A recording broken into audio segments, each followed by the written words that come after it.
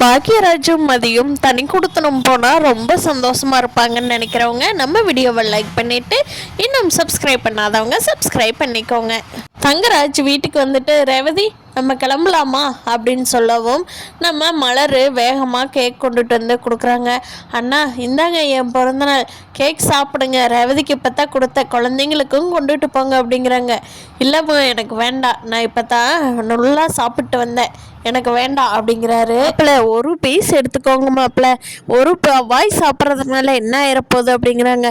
மாமா இந்த தங்கராஜ் வந்து அழைப்பில்லாத வீட்டுக்கு போய் எல்லா இதையும் சாப்பிட்டு வர்ற அளவுக்கு ரொம்ப மோசமான பிறவியெல்லாம் கிடையாது, நீங்களே சாப்பிட்டுக்கோங்க, ரேவதி போகலாம் அப்படின்னு தங்கராஜ் சொல்லவும் வீட்டில் இருக்கிற யாருமே எதுவும் பேசலை. ரேவதி வந்து எல்லாத்துக்கும் போயிட்டு வரேன் அப்படின்னு சொல்லிட்டு கிளம்பி போயிடுறாங்க.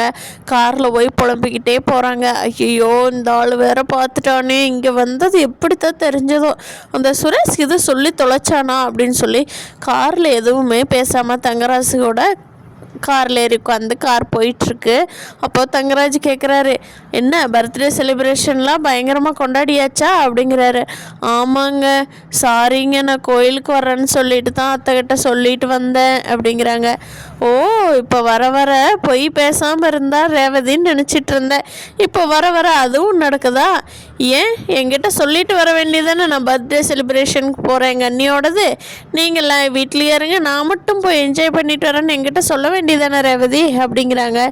ஏங்க சாரிங்க, நீங்கள் அண்ணியோடதுன்னு சொன்னால் என்னை விட மாட்டீங்க, அதனால தாங்க அப்படின்னு சொல்லிட்டு வந்துட்டேன் அப்படிங்கிறாங்க. என்ன ரேவதி இதெல்லாம் குடும்ப பொம்பளைக்கு லட்சணமா? எப்போ இருந்த ரேவதி இப்படியெல்லாம் பழகுன? சுரேஷ் பொண்டாட்டி மதி சொல்லி கொடுத்தாளா உனக்கு இதெல்லாம்? ஆல்ரெடி உங்கள் அம்மா அப்பாவும் புலம்பிட்டு தான் இருந்தாங்க, அவள் வந்து வீட்டில் பண்ணாத அலப்பறை பண்ணுறான்னு, நீ என்ன அவ கூட சேர்ந்து கிளாஸ் கற்றுக்கிட்டியா அப்படிங்கிறாங்க. சாரிங்க அப்படிங்க. அப்படியே ஓங்கி ஒரு அறை விட்டேன்னா உன்னை அடிக்கக்கூடாதுன்னு பார்க்குற ரேவதி, என்னை வீணை ஏதாவது சொல்ல வச்சு உங்கள் கண்ணத்தை வீங்க வச்சிடாத, தயவு செஞ்சு பேசாமல் வா, வீட்டுக்கு போகலாம், இங்கே எங்கள் காரில் வச்சு நீ டென்ஷன் பண்ணாத அப்படின்னு சொல்லிட்டு வீட்டுக்கு போக வரைக்கும் அமைதியாக போயிடுறாங்க ரேவதி.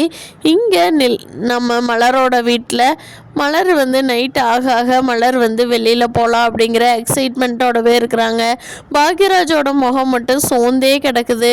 என்னாச்சுன்னு சொல்லி யார்கிட்டும் ஷேரும் பண்ண மாட்டேங்கிறாங்க. பாக்யராஜ் வந்து சுரேஷ் டியூட்டியிலேருந்து வந்தோடனே வண்டி வாங்கிக்கிட்டு, டே இப்படி வண்டி வந்து இதை எடுத்துகிட்டு போயிட்டாங்கடா அப்படின்னு சொல்லவும், அண்ணே என்னென்ன சொல்கிறேன், ஏன் என்கிட்ட சொல்லவே இல்லை, முன்னாடியே சொல்லியிருக்கலாமில்லண்ணா, அது யார் வந்து எடுத்துகிட்டு போனவன், அந்த ஃபைனான்ஸுக்காரன் நம்பர் எனக்கு கூட, அது யாருன்னு அடையாளம் சொல்லுண்ணே, நான் போய் பார்த்துக்கிறேன் அப்படிங்கிறாங்க. இல்லைடா சுரேஷ், இன்றைக்கி எந்த பிரச்சனையும் வேண்டாம், நைட் ஆயிடுச்சு, காலையில் போய் பார்த்துக்கலான்டா, எனக்கு நாளைக்கு சம்பளம் ஏறிடு, நான் போய் அவனுக்கு கொடுத்துட்டு வண்டி மீட்டிட்டு வந்துடுறேன் அப்படிங்கிறாங்க. அண்ணா இதெல்லாம் என்கிட்ட சொல்லவே மாட்டியா, சொல்லியிருக்கலாம்ல, காசு இல்லைன்னு சொல்லியிருந்தா நான் கொடுத்துருப்பேன்லன்னு அப்படின்னு சொல்லி சுரேஷ் சொல்கிறாங்க. ஆனால் சுரேஷ் உண்மையிலேயே கொடுப்பாரா இல்லை பேச்சுக்கு சொல்லுவாரா அப்படிங்கிறத அந்த ஆண்டவனுக்கு தான் வெளிச்சம். பைக்கு கொடுத்துட்டாரு, நீ வெளியில் கூட்டிகிட்டு போன, எனக்கு காலையில் தான் வேணும், பாப்பாவை நாங்கள் பார்த்துக்குறோம் அப்படின்னு சொல்லவும் பாக்யராஜுக்கு வந்து கொஞ்சம் சமாதானம் ஆயிடுச்சு.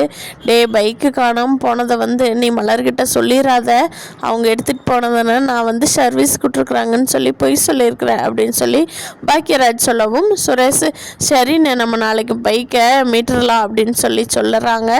நைட் எல்லோரும் சாப்பிட்டு முடித்த உடனே நம்ம லக்ஷ்மி ஆரம்பிச்சிட்டாங்க. பாக்யராஜ் எனக்கு ரொம்ப கை காலெல்லாம் வலிக்குது, அப்பாவுக்கு நாளைக்கு செக்கப் போகணும், எனக்கு அப்படியே பணம் கொடுடா, நானும் போய் டாக்டரை பார்த்துட்டு வந்துடுறேன், 2 பேர்த்துக்கு சேர்ந்து ஒரு 10,000 ரூபாய்க்கு பக்கமாக வரும்னு நினைக்கிறேன்டா, நீ கூட நாங்கள் மிச்சம் இருந்ததுன்னா கொண்டுட்டு வந்துடுறோம் அப்படிங்கிறாங்க. அம்மா அப்படிங்கிறாங்க. என்னடா பாக்யராஜ் போய் எடுத்துகிட்டு வா கொடு, நீ காலையில் அவசரமாக கிளம்புவ, அப்போ உங்கள்கிட்ட பணம் கேட்க முடியாது அப்படிங்கிறாங்க. அம்மா அது வந்து எங்கிட்ட இப்போ பணம் இல்லைம்மா அப்படிங்கிறாங்க. என்ன பாக்யராஜ் சொல்கிற, நாங்கள் ஹாஸ்பிட்டல் போகணும்னு கேட்குறோம், எங்ககிட்ட பணம் இல்லைன்னு சொல்கிற, நிஜமாக தான் சொல்கிறியா அப்படிங்கிறாங்க. ஆமாம்மா அப்படிங்கிறாங்க. உன் பொண்டாட்டிக்கு இன்றைக்கி மிக்சியெல்லாம் வாங்கி கொடுத்த, அதுக்கு மட்டும் 10,000 15,000 இருக்குதோ அப்படிங்கிறாங்க. அம்மா அது அவள் ரொம்ப வருஷமாக கேட்டுட்ருக்காம்மா, அதனால தான் எங்கிட்ட இருந்த சேவிங்ஸில் இருந்த பணத்தை எடுத்து போட்டு வாங்கிட்டு வந்தம்மா அப்படிங்கிறாங்க. ஓ இப்போல்லாம் வர வர பொண்டாட்டி பிள்ளைங்களுக்கு தான் முக்கியத்துவம் கொடுக்குறீங்கப்பா, பெற்றவங்களை யாரும் மதிக்கிறதில்ல. இப்படியே போச்சுன்னா இந்த நாடு எங்கே தான் போய் முடியுமோ அப்படின்னு சொல்லி சொல்கிறாங்க லக்ஷ்மியும் ராகவனும்.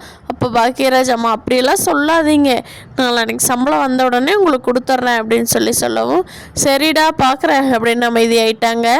சுரேஷோட கல்யாணத்துக்கு வாங்கின கடன் தான் அப்படின்னு மதிக்கு சுரேஷுக்கும் சீக்கிரமாக தெரிய வந்து சுரேஷோட சேலரி மதியோட சேலரியெல்லாம் போட்டு சீக்கிரமாக பாக்யராஜ கடன்லேருந்து வெளியே கொண்டுட்டு வந்துடுவாங்கன்னு நினைக்கிறவங்க நம்ம வீடியோவை லைக் பண்ணிவிட்டு நீங்கள் என்ன நினைக்கிறீங்கன்னு கீழே கமெண்ட் பண்ணுங்கள். தேங்க்யூ.